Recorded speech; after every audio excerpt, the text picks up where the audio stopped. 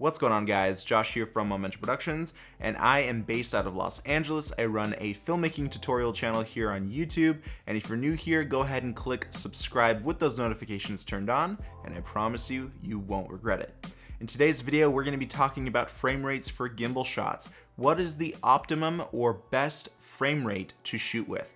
And the answer is 30 frames per second.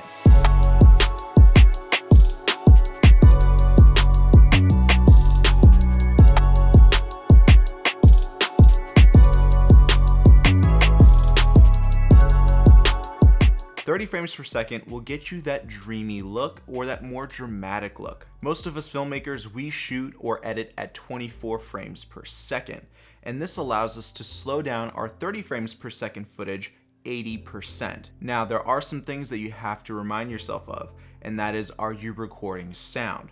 So if you want to learn more about recording sound and messing around with different frame rates, I strongly suggest that you check out this tutorial video right here, where I show you how to edit with multiple different frame rates within your timeline. That video is going to show you exactly what you need to know about frame rates, so make sure you check it out. Now, 30 frames per second, what's really special about this frame rate is that many of us like to shoot in a 24 frames per second timeline. And what this allows us to do is it allows us to slow down our gimbal shots to 80%.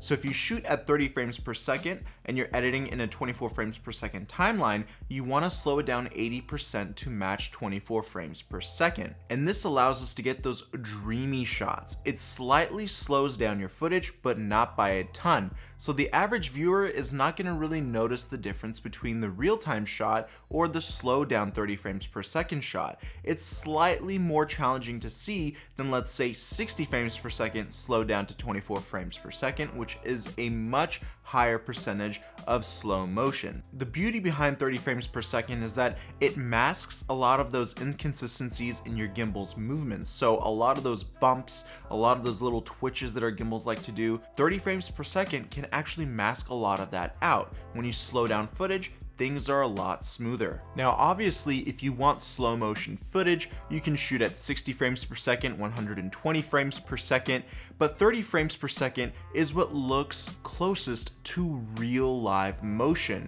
You can actually also use 60 frames per second footage and slow it down to 80, and it will still look pretty good. So especially when it comes down to walking shots, tracking shots, panning shots, parallax shots, or just shots in general, you can notice a massive difference when we slow down the footage 80%, coming from 30 frames per second all the way down to 24 frames per second. So when it comes down to dramatizing shots, showing more of a specific shot, 30 frames per second is a great way to capture all of those moments.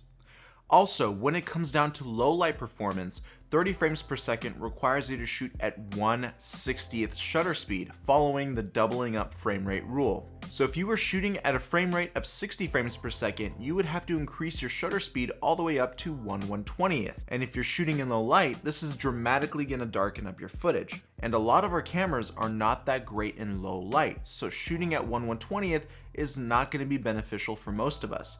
And that's where 30 frames per second comes in. Shooting at 1/60th shutter speed will get you more light into your camera, which is why 30 frames per second is the optimum frame rate to be shooting at. And just like that, guys, we're done. I'll see you in the next video. Peace.